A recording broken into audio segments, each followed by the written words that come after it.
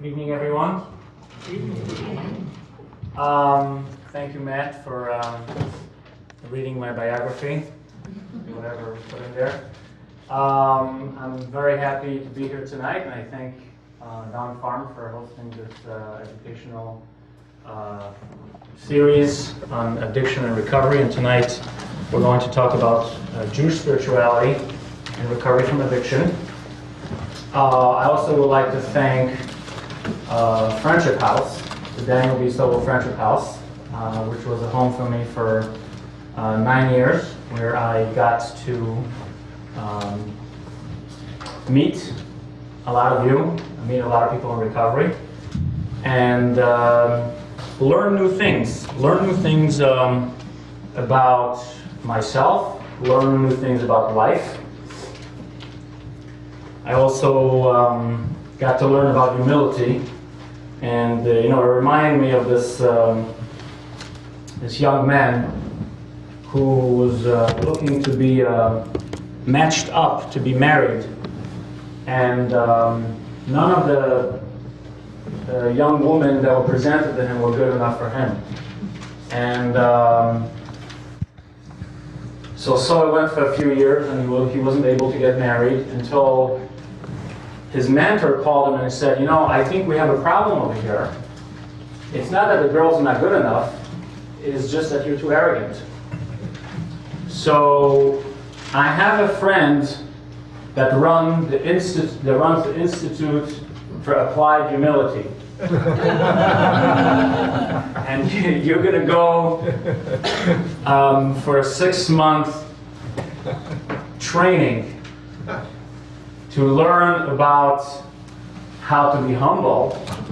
And then when you come back, I'm sure we'll find the right match for you. 6 months later, after he graduates, he comes back, and the rabbi presents him, his mentor presents him with all these young girls.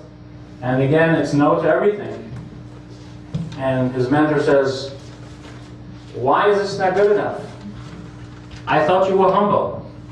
He said, exactly. He says, those girls were presented to me 6 months ago when I did not have the quality of humility and they were not good enough. Now that I also have a certificate that shows that I'm an expert on humility, so I learned about humility. And I learned that I don't know everything, and that life is one long journey of listening. And when we have the capacity to absorb new information, when we have the capacity to be exposed to something that we didn't think about before, and instead of rejecting it, we consider it, then we achieve growth and maturity. And I love the quote at the end of Appendix 2 in the big book of Alcoholics Anonymous, which is a quote from Herbert Spencer. There's a principle, which is a bar against all information, which is proof against all arguments, and which cannot fail to keep a man in everlasting ignorance. That principle is contempt prior to investigation. So who's here to learn something new tonight? I'm going to disappoint you. Here's why. Because when we talk about spirituality,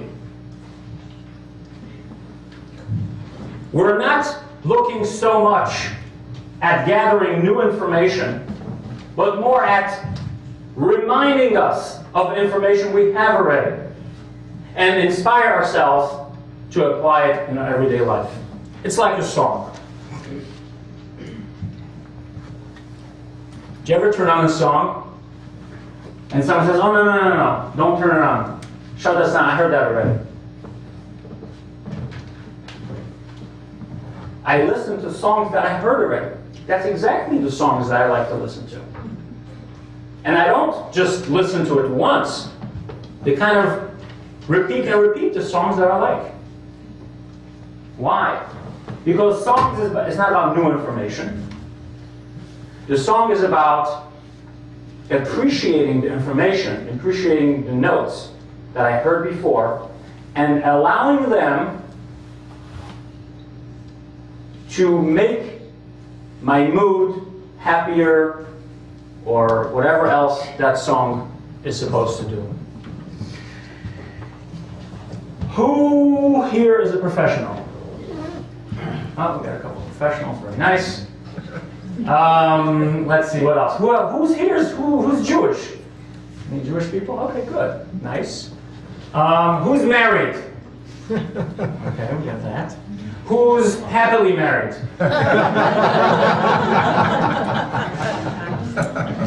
Who's happy to be alive? All right. Okay, good. Who's alive to be happy? The pursuit. Life, liberty, and the pursuit of happiness. So let me tell you something. Let me tell you something.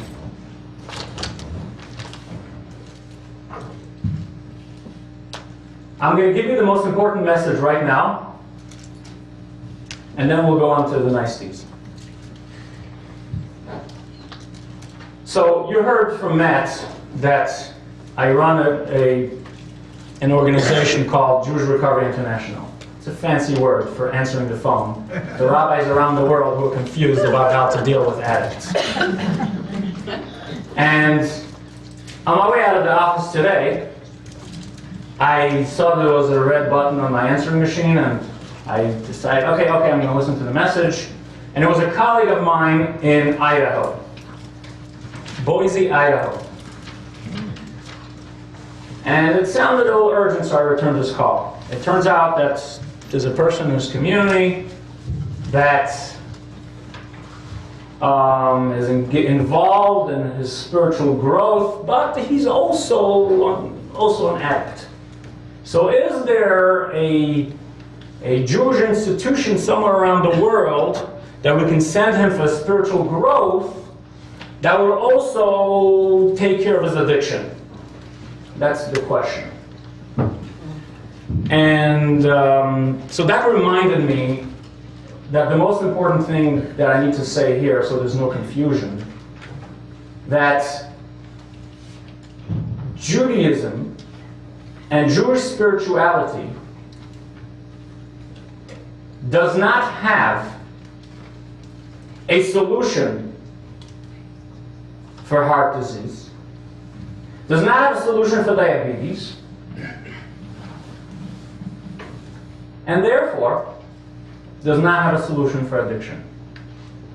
At least not a medical one. It so happens to be that the solution for addiction involves spirituality. So when a person has treated themselves properly, in the ways doctors say one should be treated for addiction,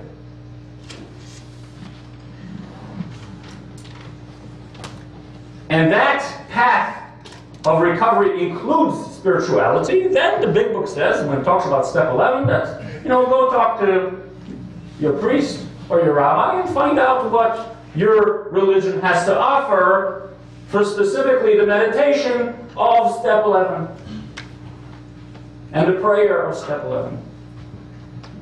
So I told my colleague that I refuse to entertain the idea even that we can send this guy to a Jewish institution of spirituality and sneak in some repair for his addiction. It's not going to happen, and I don't want any part of it. So that's my message, just so there's no confusion. Now we can go back and remind ourselves of a few things that we know already, and be inspired. Jewish spirituality. I looked at the title and I was like, I can't believe that's my title. Then I realized I'm the one who picked it.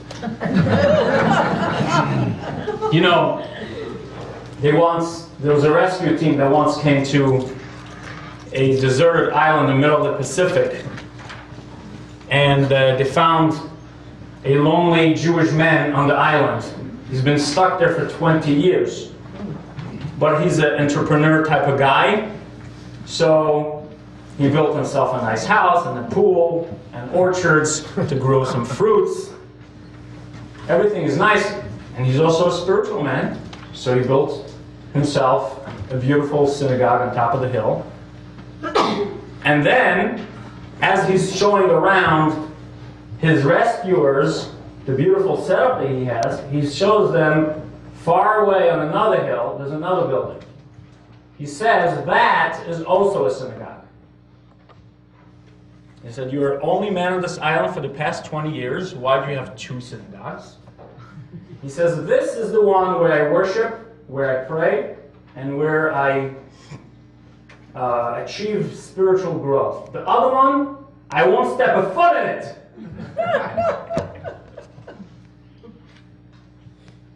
So when we talk about Jewish spirituality, you will have so many different interpretations of what Jewish is and what spirituality is. And each one is going to hold on to their own idea of what it is and not entertain for a second what the other person thinks it is. So for tonight, instead of going into some theological conversation about what spirituality is, we're going to stick to spirituality the way it's relevant to recovery from addiction. And all other forms of spirituality are great, but we're not going to step into it today. So, the way we're going to do that is we're going to go back to a story that many of you have heard before. You may be familiar. It's in the big book of Alcoholics Anonymous on page 26 and 27. And over there it talks about a certain American businessman who ended up being shackled by the torments of addiction and alcoholism. And all the good doctors in the United States of America couldn't help him, and he went all the way to Switzerland to consult with Dr. Carl Jung. And the good doctor told him, you have the mind of a chronic alcoholic. I have never seen one single case recover where that state of mind existed to the extent that it does in you. There's no hope for you. When Roland Hazard asked him, is there no exception? Dr. Jung said, there is. Exceptions to cases such as yours have been occurring since early times.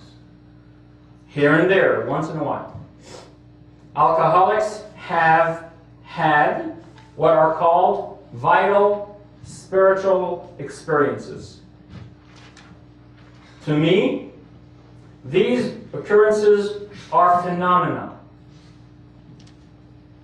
They appear to be in the nature of huge emotional displacements and rearrangements, ideas, emotions, and attitudes, which were once the guiding forces of the lives of these men are suddenly cast to one side, and a completely new set of conceptions and motives begin to dominate them. Okay? So now we know. The rest of the story is that Roland H. came back to the United States of America. He joined the Oxford group. He stayed sober for a while. He met Evie Thatcher, which eventually is the person who got to Bill W., which eventually brought to the founding of Alcoholics Anonymous. So that's the story on page 26-27. On January 23rd, 1961, Bill Wilson wrote a letter to Carl Jung. He sent him the Big Book of Alcoholics Anonymous, and he gave him a couple of other pamphlets. And he opens the letter with saying that this is a long overdue note of appreciation to Dr. Jung for his contribution to what has become an international, at the time there was 300,000 members and 8,000 AA groups around the world. Bill Wilson wrote a letter to Carl Jung to thank him for his contribution. So it's a long letter. You go online and look it up. It closes like this. So, to you, to Dr. Shoemaker, which was part of the Oxford group, Sam Shoemaker, to William James, and to my own physician, Dr. Silkworth, we of AA owe this tremendous benefaction. As you will now clearly see, this astonishing chain of events actually started long ago in your consulting room. It was directly founded upon your own humility and deep perception. Very many thoughtful AAs are students of your writings. Listen to this. Because of your conviction that man is something more than intellect, emotion, and $2 worth of chemicals, you have especially endeared yourself to us. So this is the letter that was sent from New York to Switzerland on January 23rd. The letter back is written on January 30th, 1961. So I'm assuming that Dr. Jung didn't waste his time writing the letter back. I'm not going to read the letter, but actually I did make copies of them. So when you leave, you can take a copy with you if you're interested, or you could look it up online. And here, Carl Jung confirms with Bill W. the story that happened with Roland H. Okay? In the letter from Bill W. to Carl Jung, he says, this is my recollection of the events as they happened. This was 1961, Roland H. died in 1945. So the details were a little not clear. So he confirms, yes, I told him that.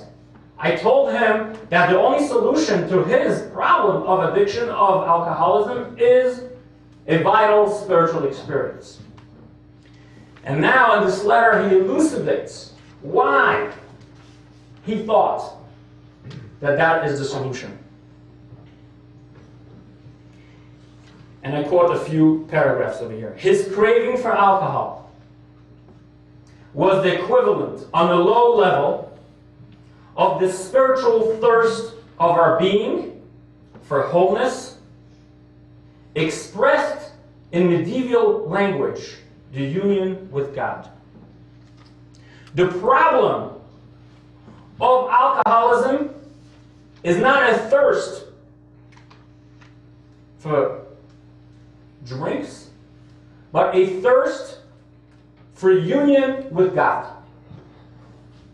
That's the root cause of alcoholism. Dr. Jung quotes from Psalms, which is in the Bible.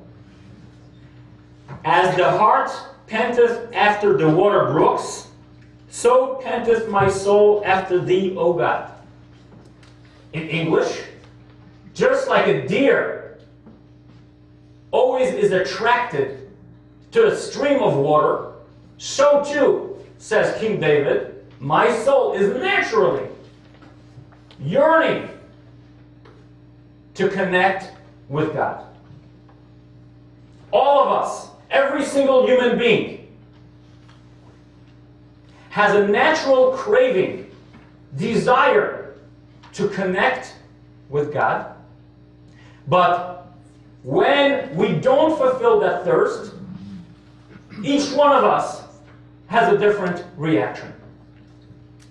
For most human beings,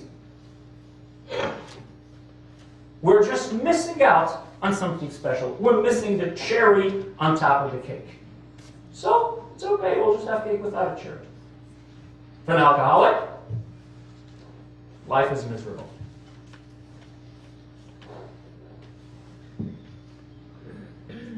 You'll read the letter later if you want for more. But here's how the letter closes. You see, alcohol in Latin is spiritus. And you use the same word for the highest religious experience, as well as for the most depraving poison. The helpful formula, therefore, is spiritus contra spiritum. The doctor has spoken in Latin. And he told us that the only medication for the disease of alcoholism is spirituality. And this is what we're going to talk about tonight, this kind of spirituality. The spirituality that's not just here to put a cherry on top of our cake, but one that's here to save our lives. Not spirituality in the terms of enlightenment, but spirituality in the terms of life and death.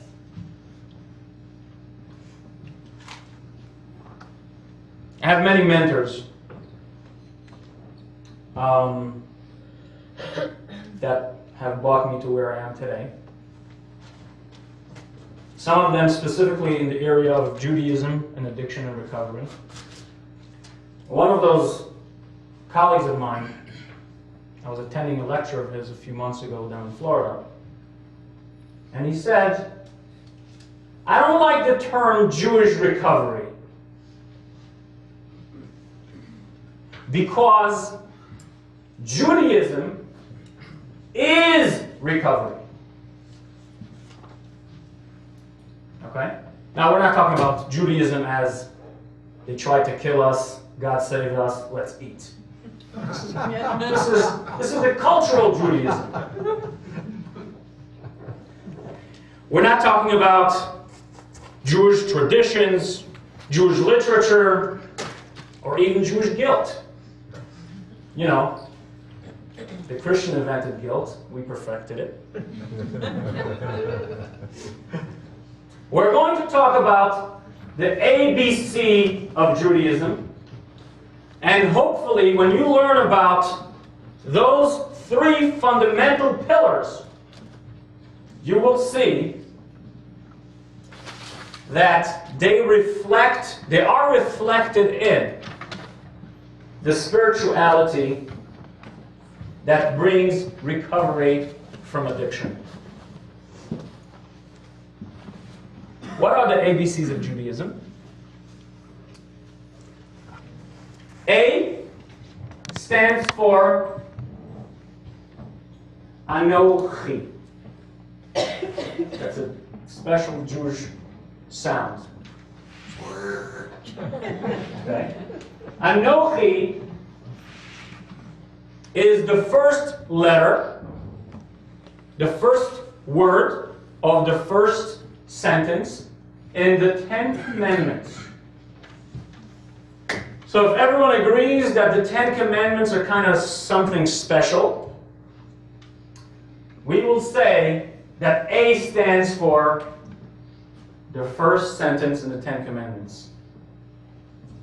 B stands for Bereshit, or in English, beginning. This is the first word of the Bible. Right? A man with a God complex once went to see a psychiatrist who asked him to talk about himself. He says, where do you want me to start? He says, start from the beginning. He says, in the beginning, I created heaven and earth.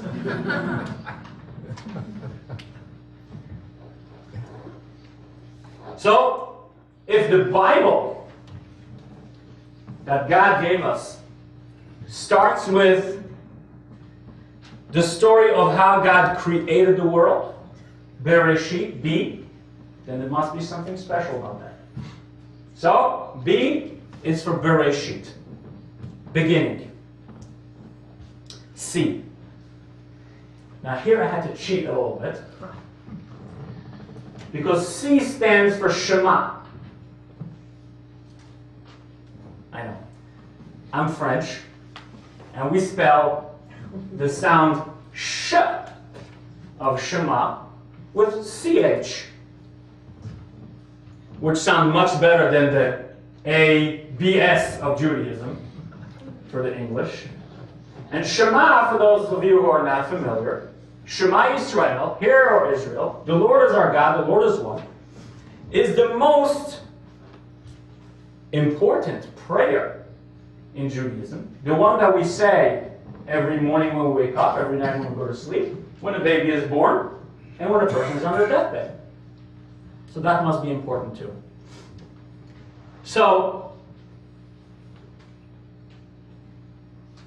I'm going to explore those three ideas and give you the spirituality angle on them. And hopefully you'll recognize some of the principles of recovery in those three foundations. Now, my belief is that when a person utilizes the spirituality of recovery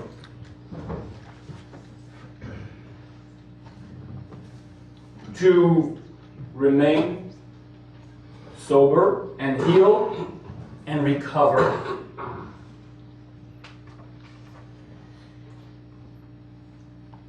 that allows him to grow in his or her Jewish spirituality. It offers a boost to their Jewish spirituality.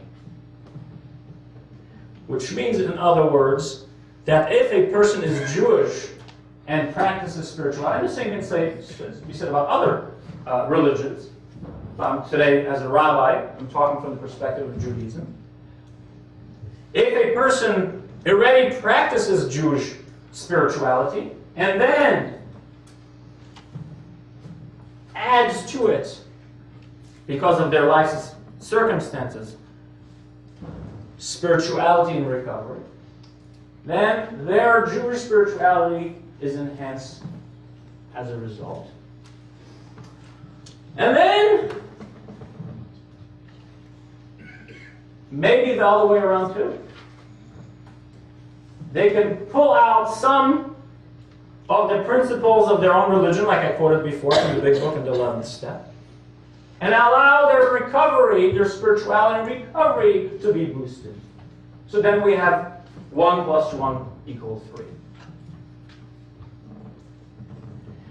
So let's start with the first one. Here is God. He's on Mount Sinai. We're going to call him just for practical reason. I like to call it it, but I don't want to confuse you. So there's this great revelation. If anyone is familiar with the Bible, there's thunder, there's lightning, and God comes down on Mount Sinai, and he reveals himself to the people, and he says, I am the Lord your God. And then what's the next word? Who has taken you out of the land of Egypt. Bang, right there. Before God has a chance to say that your first commandment is to believe in a God, your second commandment is not to believe in other gods, and your third commandment is to keep the Sabbath, etc. God, in the parentheses, right up there, mentions, I am the God who took you out of Egypt. Not the God who created the world. Not the God who saved Noah from the flood. Not even the God who split the Red Sea just a few weeks ago. I am the God who took you out of Egypt. Therefore, I qualify, and you qualify, to hear the next sentences that I'm going to give you that are going to become the centerpiece of our relationship. So why is that so important? Why is the Exodus from Egypt relevant right here? So I know many of you have seen the movie The Ten Commandments? I haven't yet. But every time I give a class about exodus of Egypt, people ask me a question. How come you said that? In the movie, it was a little different. That's the movie, not asking. Okay. So we have this story of the people who were oppressed by a foreign power, and they were, enslaved, and they were sick and tired of the whole thing. And then the Savior Moses came in, and he took them out of Egypt, and they happily left the state of slavery into state of freedom. Okay, that's one way of reading the story, but for those of us who have studied some Kabbalah, for those of us who have looked a little deeper in the verses, there's a whole different story. A totally different story. So listen up. The people were enslaved in Egypt for 200 years. By the time Moses came and said, "Let my people go," none of the people were interested in going anywhere. They were very happy with the state of things the way they were. Sure, they were second-class citizens. Sure, they didn't have an opportunity to leave Egypt if they wanted, but why would they? Think about it. Slaves, we don't have slavery anymore over here, but the laws of slavery are that a person works for you, everything he does benefits you, and you have the responsibility to give them shelter and food, basically. And they have the responsibility to give you their labor. So no one chooses to be a slave. But if you're a slave for many generations, this is how the world works for you. You have no sense of getting your own shelter or getting your own food. The Jewish people, well, they're not Jewish people yet, but the children of Israel were second-class citizens in Egypt, but they were citizens. I don't want to go into a whole theological analysis of how I know all of that stuff.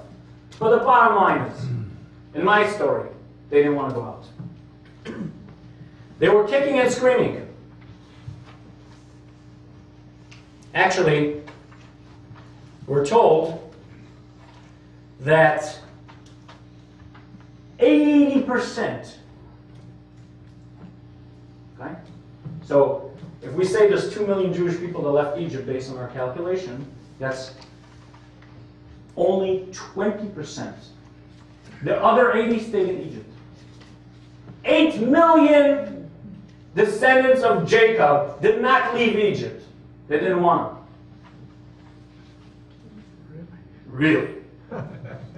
You see, I told you it's something that's different from the movie. Yeah. Okay? The majority didn't say, "I don't want to." 20% of the people, something happened to them. After their original reaction to Moses, when he said, "I'm here to take you out," they said, "We're not interested." Something happened. What happened? According to the Bible, God punished the Egyptians with 10 plagues over 10 months. Now, we know that the plagues were there to soften the Egyptians, to allow them to release the Jewish people.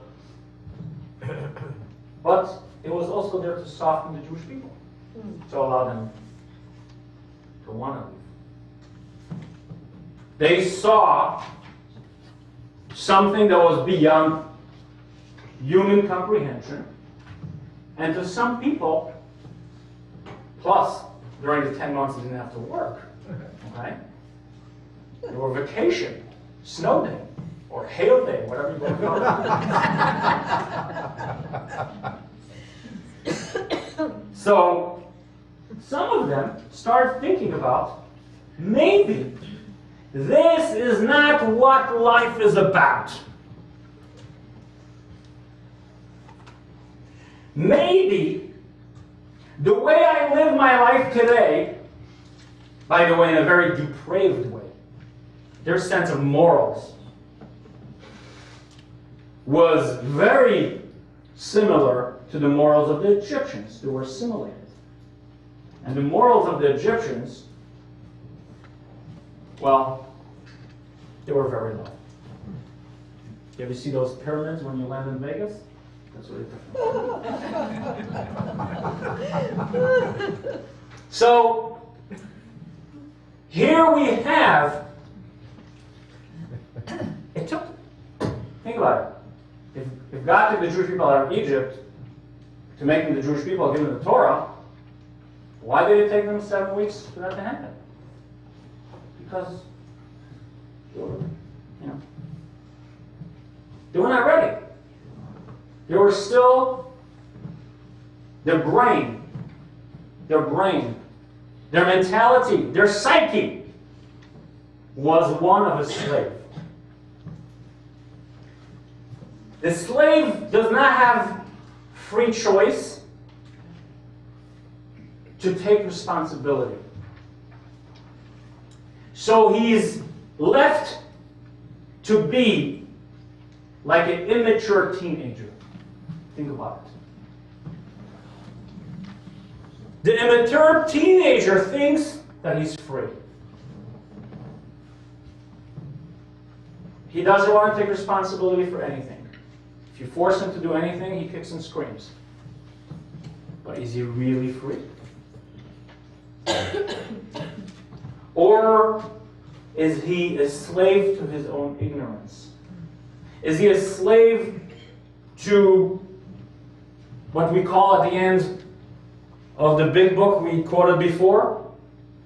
What happens when a person is not willing to hear a different argument? There's a principle which is bar against all formation, proof against all arguments. You cannot fail to keep a man in everlasting ignorance. Try to convince a teenager. I'm sorry, teenagers. But when adults try to talk to a teenager or to a preteen or whatever it is, you're talking to a wall because he knows everything.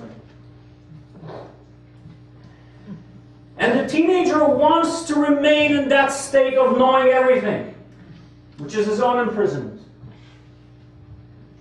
And sometimes an adult has to come in and knock some sense into him or to her and just say sorry.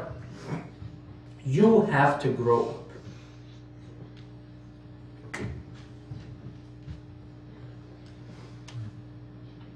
So, here's a new reading of the story of the Exodus of Egypt.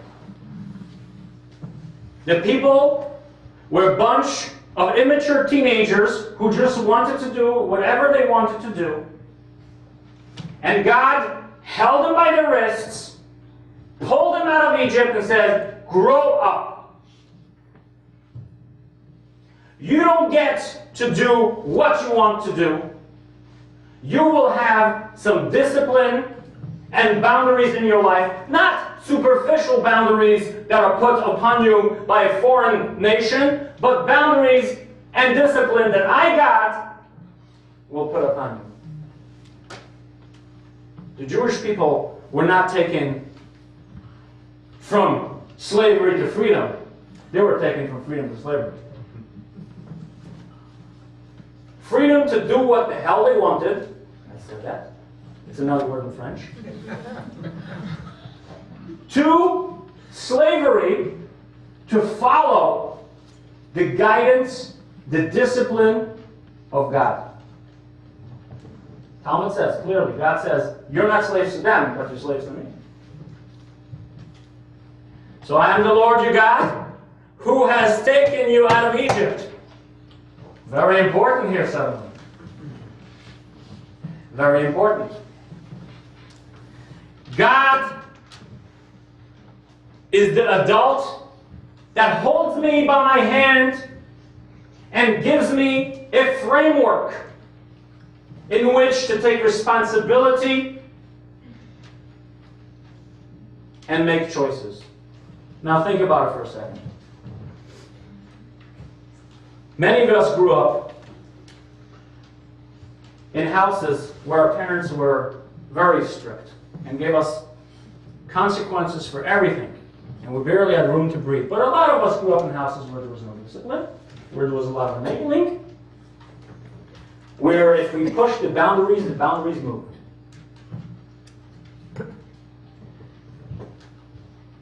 And now as we grow up and we go to therapy and we spend thousands of dollars, we find out that our real desire as little kids was for a parent to parent us, for a parent to discipline us, for a parent to say no to us. That's what we're craving. We're kicking and screaming because we wanted someone to say no. But it didn't happen. Deep inside, we want discipline. We want to have responsibility. But we need a real adult in the room.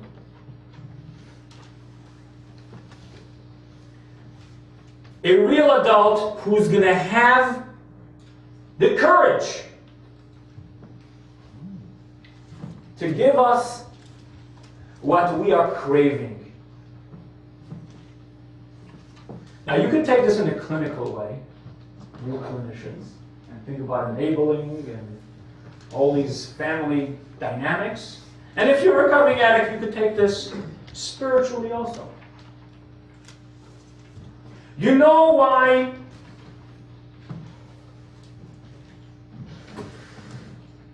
we need God in our lives? Because we want the help to do the right thing. We want an adult to help us. Or at least there are such moments in our lives when we say, I don't want to be a slave to my own desires. I want something greater than myself to set limits for me and to allow me the right frame to grow straight. You see those trees, the young trees that they plant, and they put all these sticks around them and these strings? Poor trees. They tie them up like that. Beep! Right? We don't want to do that.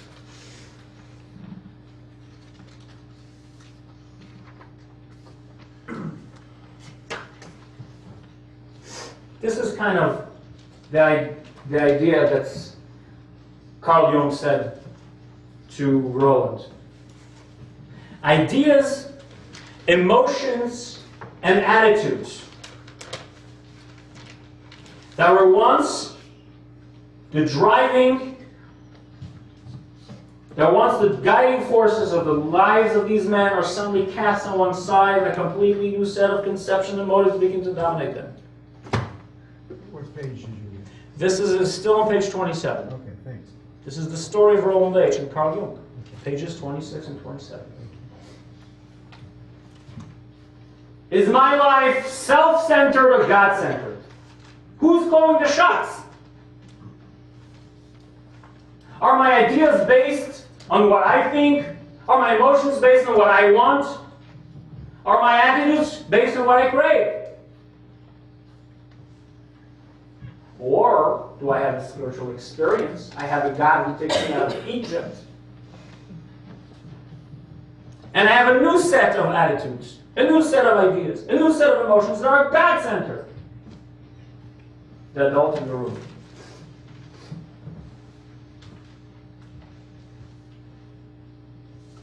So that's A. B. The beginning. God created heavens and earth, and the fish, and the seas, and the sun, and the moon, and the animals, and the human being. And then God was done, and He rested from all His work which He had done.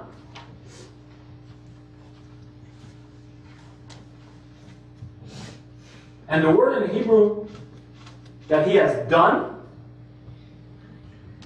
the commentary, Rabbi Shlomo Yitzchaki, known as Rashi, says, to perfect. God created the world in order for the world to be perfected. By whom?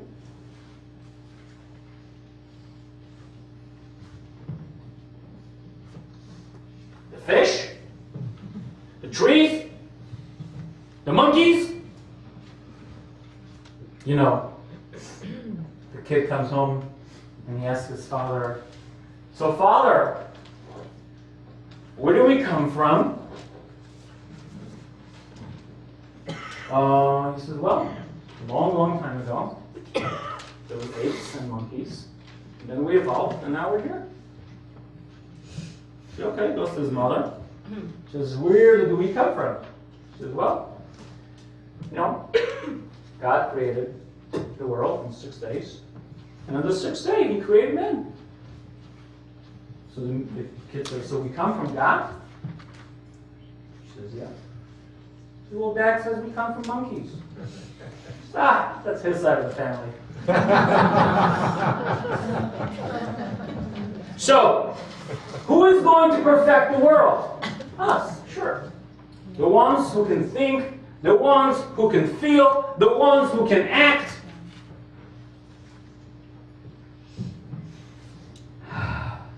Why? Why?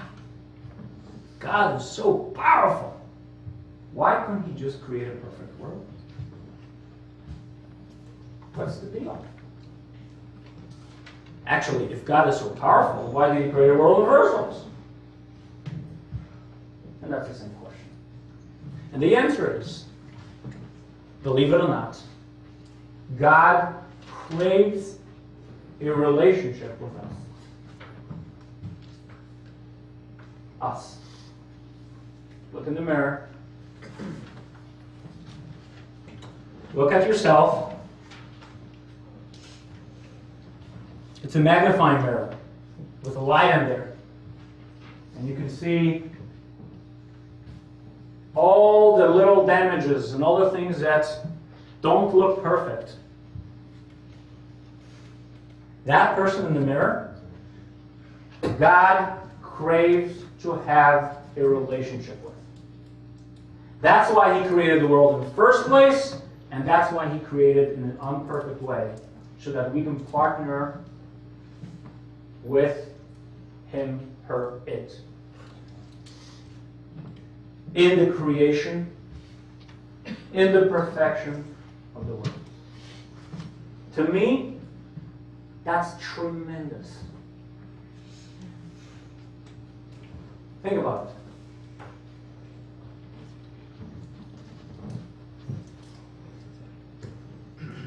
God is perfect. That means that everything in the world is perfect.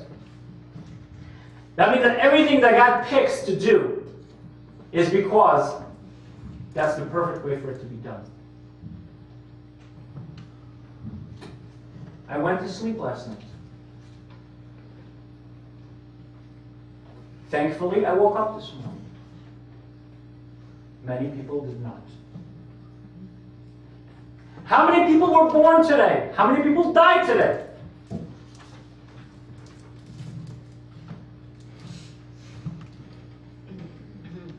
If I was born, it's because there's something unique to me that I can accomplish that no one else in the world could. Because if someone else can do it, I'm not needed. I'm not needed, I'm extra. If I'm extra, I'm not born. Not only was everyone here picked to be born at various ages for the males and 29 years ago for all the females. But this morning, we were picked to be born. And this morning, we went to wash our face and we looked at the mirror. And we saw in the mirror God's partner that He craves to have a relationship with.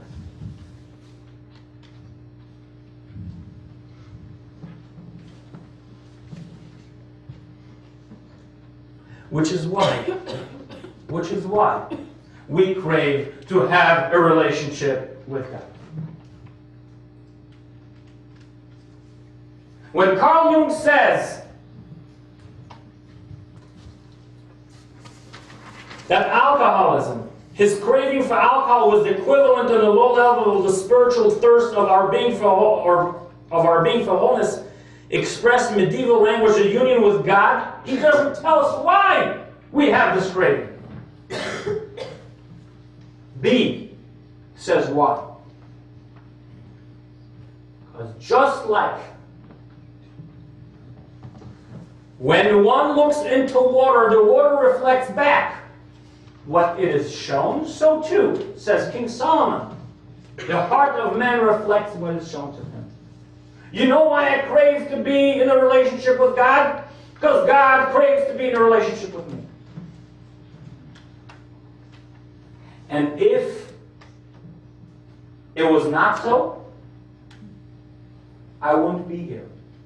The very proof that I'm breathing, that I can see myself in the mirror, tells me that God craves to have a relationship with me. And this is why I, in return, crave to have a relationship with God.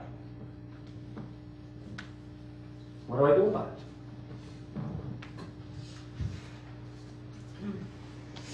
it? Right?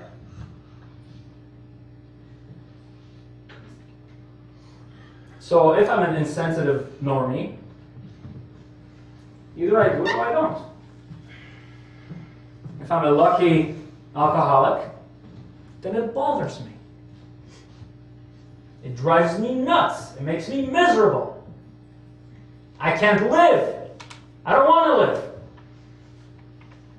I crave something and I don't know what it is. Now we know what it is. Carl Jung said, Spiritus, contra, spiritum. And B tells us that the minute we are willing, open, and ready to have a relationship with God, by removing all the things that are blocking us from that relationship,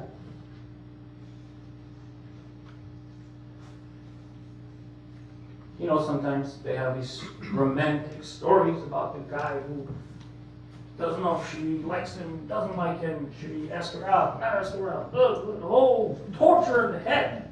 What's going to happen if I make myself vulnerable and I say the words? It's a whole guessing game. Am I sure for sure that I'm not going to get rejected? So I let it sit and I stay miserable. And then they live happily ever after, you know, the end of the movie. But with God, we don't have to do any guessing work. No guessing work. If I'm ready to say I love you, I know what I'm going to get back because I was born this morning.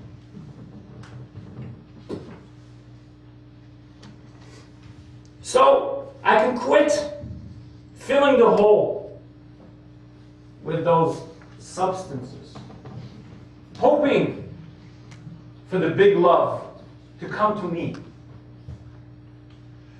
And I can just declare, we're coming to see. Declare, see. Hear, Israel. The Lord is our God, the Lord is one. What does it mean? The Lord is our God, the Lord is one. God is infinite. That's the definition of God. So there's only one infinite. You can have two infinites. I need to tell myself, everybody 4 times a day, that's a mathematical equation. Infinite, there could be only one. So it means something else. It has to mean something else. What does it mean?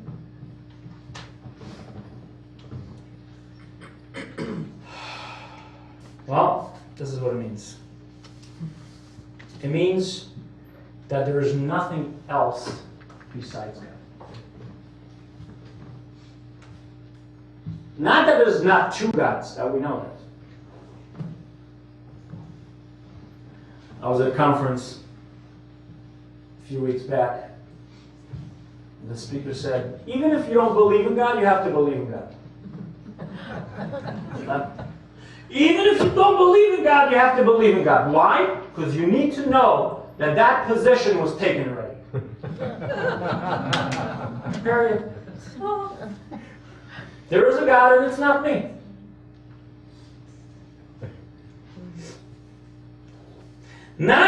So that's not what we're talking about. That I'm not God. We're talking about something totally different. We're talking about the fact that God is everywhere. Which means there is no place in the world outside the existence of God.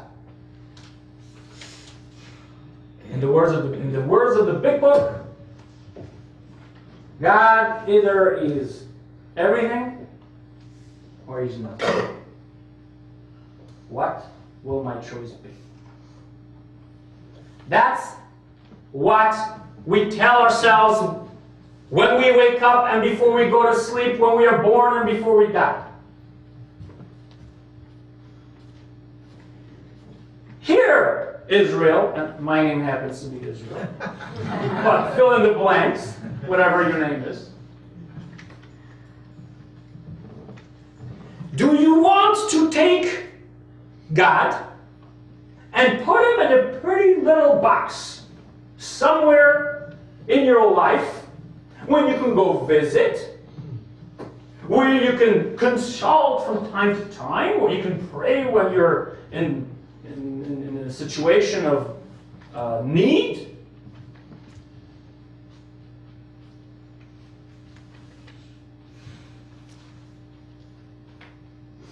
Or, here or little Israel, do you want the God that is everything? The God that's in your ideas, the God that's in your emotions, the God that's in your attitudes. Do I want to put God on a pedestal, or do I just want to carry him around in my pocket?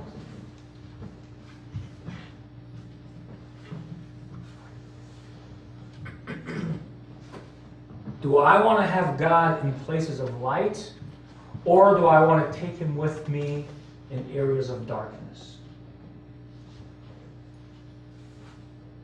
Do I believe that God has a plan for me only when my plan matches his plan, or his plan matches my plan?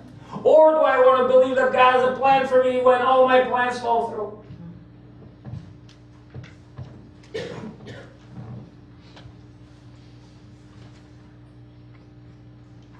Do I want to practice these principles in all of my affairs? Or some of my affairs? Hear, little Israel. The Lord is our God. The Lord is one with everything. You know. The Dalai Lama walked into a pizza shop. He said, please, make me one with everything.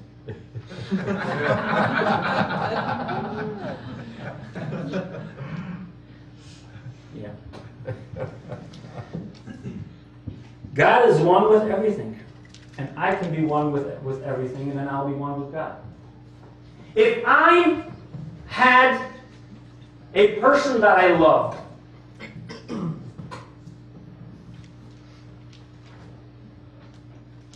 wouldn't I want to be in every place that person shows up at? I mean, I'm not about stalking them, but you know, regular. I love that person. Any groupies over here? Grateful Dead, or whatever they call it? There you go. Grateful Dead.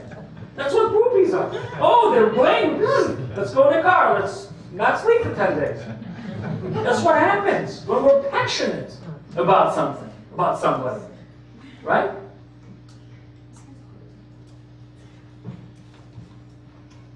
If you're a Grateful Dead, whatever they call it, a deadhead, there you go. If you're a deadhead, Could you imagine yourself, you're a deadhead, and the Grateful Dead are coming to town, and you go out of town? It's ridiculous. But that's what we do. We have so many opportunities in our day to have a relationship with God, and we run away from it. Hear, O Israel, the Lord is our God, the Lord is one with everything. And everything is an opportunity for me to find God. Do I allow it? There's nothing to be scared of. Because if I allow it, if I allow to show that I love that person, I'm not going to be accused of being a stalker. The opposite. I will be, we said before, God craves to have a relationship with me. So yes, God is both our lover, our spouse, and our parent.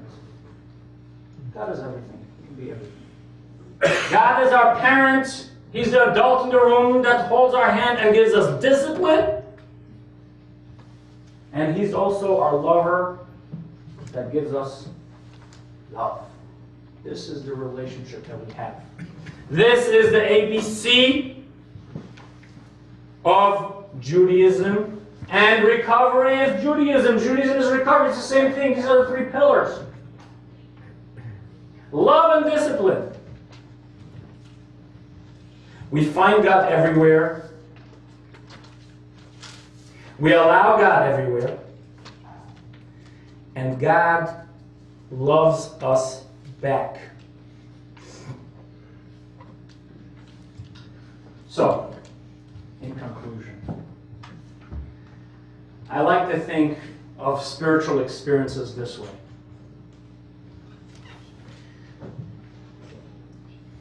If I can define my life as life pre-spiritual experience and life post-spiritual experience, then something happens. If I can't, it's a bunch of psychopathy. Pure and simple. All of this today, tonight. And it doesn't have to be in a major way. We have major spiritual experiences. We have minor spiritual experiences. But every spiritual experience has to come with a behavior that is different pre-experience and post-experience. Now, sometimes the behavior is a one-time behavior, and then we forget about it. And sometimes we practice that behavior. And then suddenly, that evening of, I have nothing else to do, so fine, we'll go to an arbor, becomes a turning point in my life. Because I started a new behavior tonight that I follow up with. And because God is everywhere in space, God is everywhere in time. So today could be the day that God said, in the beginning, I created heaven and earth. Today could be the beginning of the world for me. And today could also be the day that God reveals Himself on Mount Sinai with thunder and the lightning and says, I am the Lord your God who took you out of Egypt. Today could be the day that we say, Hear, O Israel, and for one time, we mean it. We listen. That's all I got. I'm going to take a few questions, but before I go, I want to tell you something. I was privileged to be part of the Jewish recovery community here in metropolitan Detroit, a little east from here.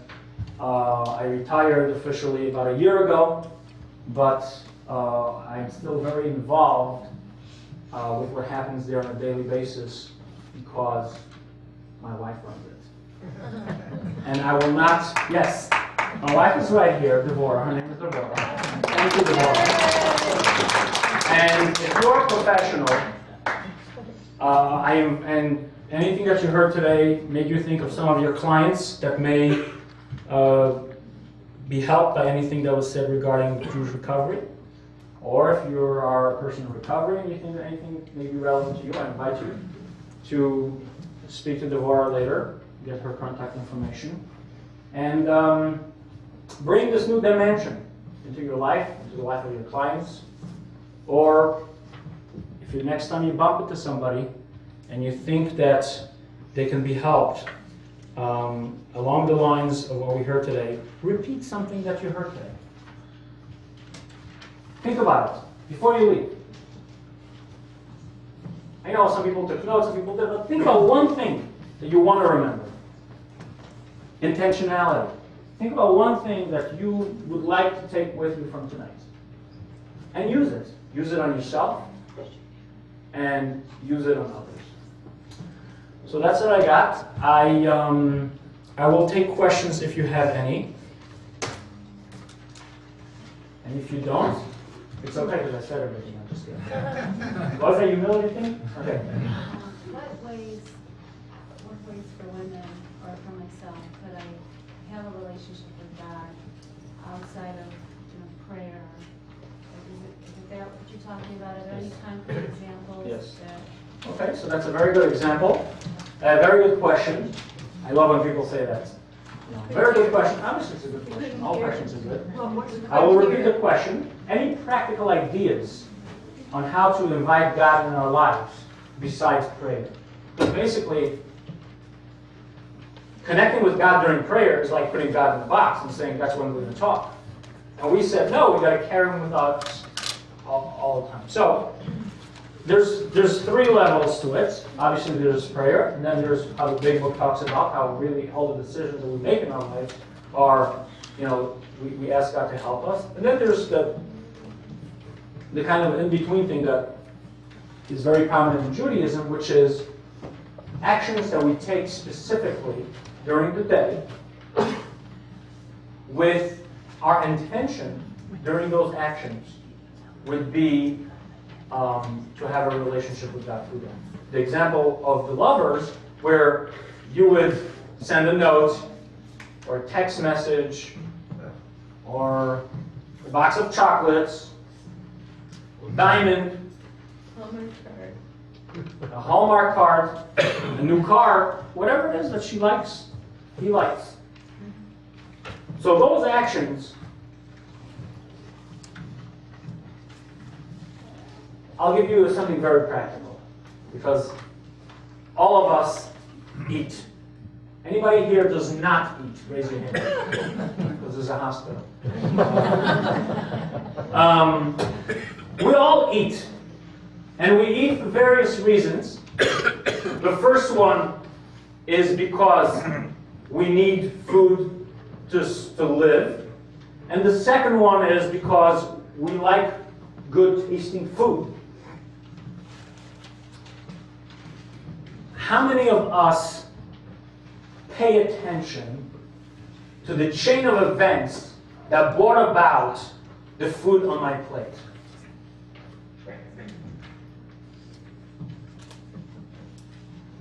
Some people like to eat local. Connection with the food that was just planted a couple miles away from them. I met the person who planted it, etc. I like to eat godly, which means I look at the food on my plate and I think about how did this piece of bread, this piece of fish, quinoa, arrived to be on my plate? What was the process? How many people had to be involved in making this grain come all the way from a field onto my plate where I can eat it? How many people had to toil? How much money was spent? How much gas went into the global warming thing? How much? All these things are consciousness. But at the end of the day, God oversaw the process. And I thank God for feeding me now. That's a way to invite God into my plate 3 times a day, or however many times I eat. That's a very simple suggestions that I'm giving you here. Next time you eat, bring God into your meal. Say hello. It's there. Just say hello. Now, in Judaism, we have specific blessings that induce this thought. In other religions, there's other blessings that they say before they eat. It doesn't matter. The point is the thought, the intention. I have brought God into my food. One example. And from there, you can think about more. Yes? Your first terms was God brought deliverance, concept of deliverance. Would you call deliverance from addiction a God-given blessing? And that addiction can be broad across all spectrums? So is deliverance from addiction a blessing from God? If I believe everything is from God, so then yes, I would say yes to that. But I believe more than that. I believe it's a privilege and a responsibility. Which means that if I was gifted, given this liberation, this freedom, how do I pay back for it?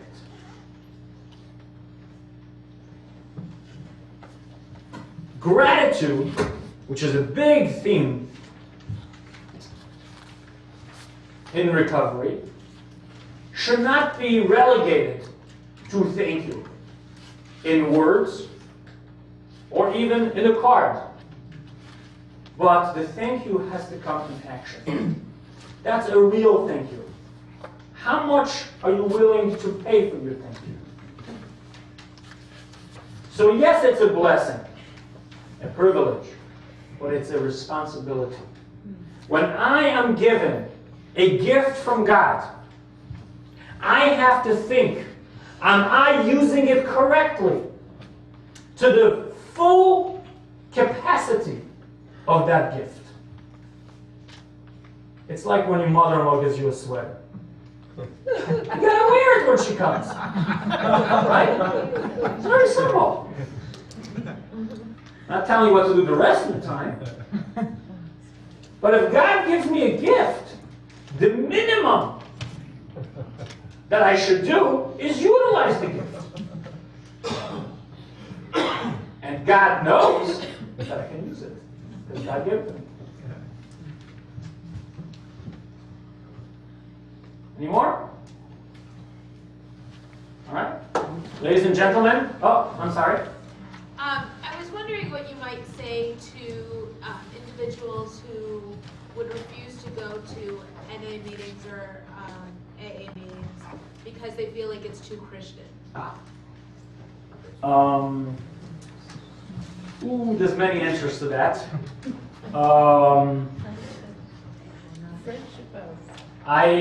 The first thing I say to them is, nice try. Because that's all it is, it's a nice try. Okay? Usually, the people who say that haven't been in a synagogue in decades. They haven't thought about God in years. And suddenly, it's too Christian. Now, when they have a heart attack, okay, and they're wheeled into Providence, they say, oh, no, there's a cross over here, take me to Beaumont. Right? They ever do that? They don't do that, right? It's okay. We'll deal with all the crosses here in Providence. That's my answer. It's your life. You want to find excuses? Go ahead. Now, some people come to me with legitimate questions that they have, and there's answers to that. But when people say, I'm not going there because it's too Christian, come on, give me a break. That's my answer. Okay. Oh, we have another question. One more. So for people who have a long-term clean time, how do you think you can keep it fresh? Well, I will, because this topic is Jewish spirituality and recovery from addiction. So I'm going to answer within the context of that, because this is a general recovery question.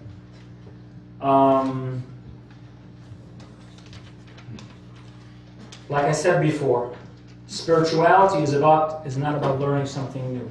Everything in Judaism repeats itself. There's cycles.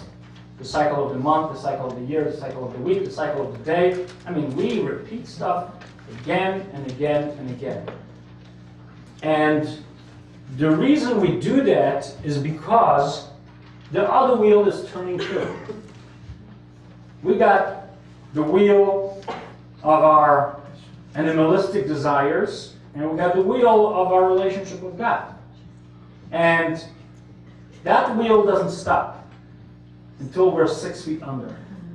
So we got to crank up that other wheel all the time just to make it even. Just to make it even. Forget about growing my recovery, blah, blah, blah. Just to stay alive, to keep our nose above the water, we got to crank it up. If anyone thinks that they can survive without cranking this, you're in the wrong business. You're not recovering. So, to me, it's a contradiction. Long-term recovery means that I'm a person who cranks up all day. That's how I'm in long-term recovery. So there's no questions. If I'm cranking it, it's fresh, it's hurting, I feel it.